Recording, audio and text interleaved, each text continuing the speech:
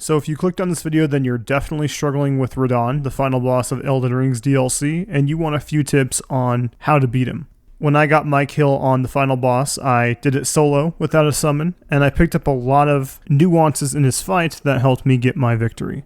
So I hope to share that with you and help you get the victory to beat Elden Ring's DLC. So this first tip may sound obvious to some, but it most certainly was not obvious to me. When I first got to Radahn, I was using a build that really wasn't that great. I was using a single greatsword that didn't do enough damage and had no stagger potential. After a few hours of struggling and almost getting nowhere, I changed my build to use Radahn's greatswords from the base game. And even these two weapons had some issues that didn't help me get much further. The DPS was higher, but there were also other issues I was running into with these weapons. So what I ended up doing is I ended up swallowing my pride, and I took back everything that I knew about the game and I started experimenting. I started using different things.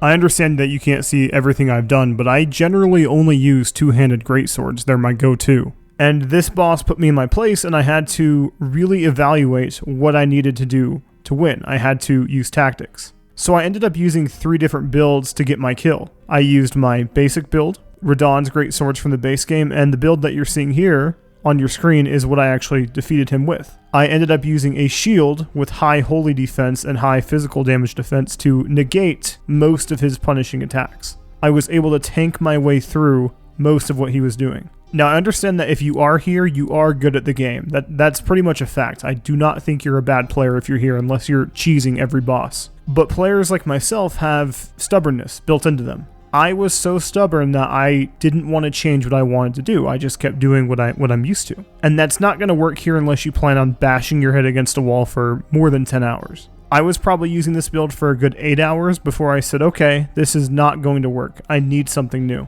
So before you waste any more of your time, ask yourself, is my build good? Is this boss so hard for me that I have to stick to my ways? Because there's nothing wrong with changing your build. In fact, I liked changing my build. I've never really done a shield build before. I didn't even know you could do the R2 after you block attacks, because I've never used one in Elden Ring. And when I used this build, I killed him in less than an hour because it changed how hard his difficulty is, for me at least, in a way that was much more manageable. Most From Software bosses are hard, but almost none of them are unviably hard to the point where they're just bullshit. So that's my very first tip. Sit back and reevaluate your build and ask yourself if this is going to work. I have a few images on screen of my build and, more importantly, what rings I was using.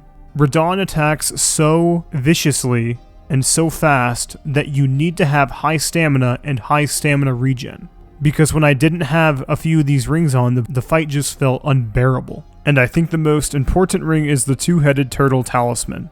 This was a game changer as soon as I got it. I knew that it was going to be a permanent ring I had on at all times. So that's what you need to do. Make sure your build is up to the task, and reevaluate your talisman to make sure everything is completely viable for this fight. And before we move on, I would highly suggest having the bubble tier in your Estus flask. When Radahn hits the roughly 30% HP bar, he is going to do his dive bomb from space. And this killed me at least 2 or 3 times because I didn't properly use my bubble tier. I don't know how to dodge this move yet. I did end up tanking it on my kill, but I didn't really dodge it. I kind of just used my shield to have that negate the damage.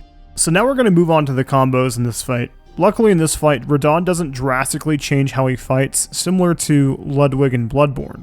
Ludwig Phase 1 and Phase 2 simply isn't the same at all. They're completely different. So just keep that in mind going from Phase 1 to Phase 2, that you've seen these combos before. They just have added holy effects to throw you off. And if you have a shield like I have, you can kind of just tank that and not worry too much about it. But I have a few of his combos here that I'm going to show you how to properly dodge them and even get a punish in for damage. So this works for Phase 1 and Phase 2. He's going to have these purple balls in the air. Once you dodge the initial sword swipe attack, you need to run to the left or right, and once the first set of balls are going to hit you, you need to jump in the last second. What I just told you works a good 95% of the time, and the few times it doesn't work may have just been a skill issue on my end.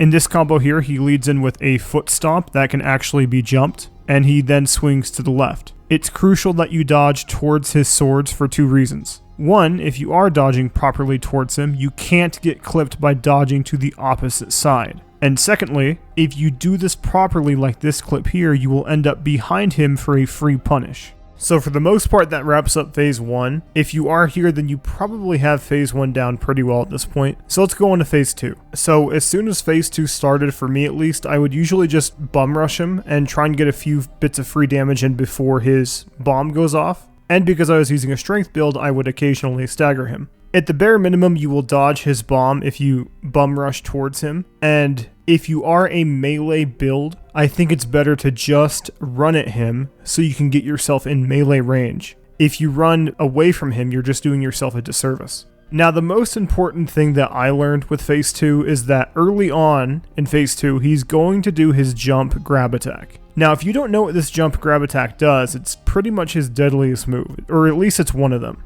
If these two hit you with their jump grab attack 2 times, you will be automatically dead. No matter what happens, you will die. Your heart will be stolen and the fight will end. And I'm almost certain From Software coded Radahn to do this more commonly in the early stages of his first phase. If you do get hit by it early, this will put a lot of pressure on you because you know you're one bad move away from losing the whole fight. So don't get too greedy with your attacks, and when he does do his jump grab attack, it's extremely easy to dodge, which will lead you to a ton of free damage. But you have to realize that you need to play around what he's doing near the beginning of phase 2, or you're just going to get frustrated and you're going to be very nervous early on. And lastly, I would say you need to keep up your aggression. When I first started getting to phase 2 consistently, I tried to play more defensively to view his moves and memorize them to take full advantage of his openings when I got good at the second phase. And I was starting to burn myself out because I realized that I'm simply not doing any damage. I'm not progressing phase 2 and it feels like I'm halting my progression. And Elden Ring provides you with plenty of healing. You have 15 Estus flasks at your availability. So hit trading is a viable option in Elden Ring because you are allowed to make so many mistakes. And since you're going to be at this boss for such a long time, you're going to naturally pick up on little nuances to help you with each run. So I wouldn't suggest playing passively and trying to be perfect. This isn't a boss where most players are going to perfectly execute all of the mechanics. It's a boss that you will eventually win through trial, progression, and it'll be a hard-fought battle. You won't be leaving with too many Estus flasks remaining. And before I end this video, I have 2 things left to say. Firstly, do not forget you are good at the game. This boss is very hard. It requires you to be excellent at the game. If you've gotten here, you are a great player. And you also don't want to keep banging your head against the boss because that will cause you to tilt. And tilting only makes me play worse personally. So if you are stuck at this boss for an hour, try and get your mind off of Elden Ring for at least a good 10 or 15 minutes. And if you do want to see how I killed Radahn, I'm going to be leaving my kill at the very end of this video so you can pick up on little nuances that I did. And if you have beaten Radahn and you're still here, you can always try and leave comments for other people in the comment section below. But this is where my commentary will end, and I will now be showing you my gameplay kill.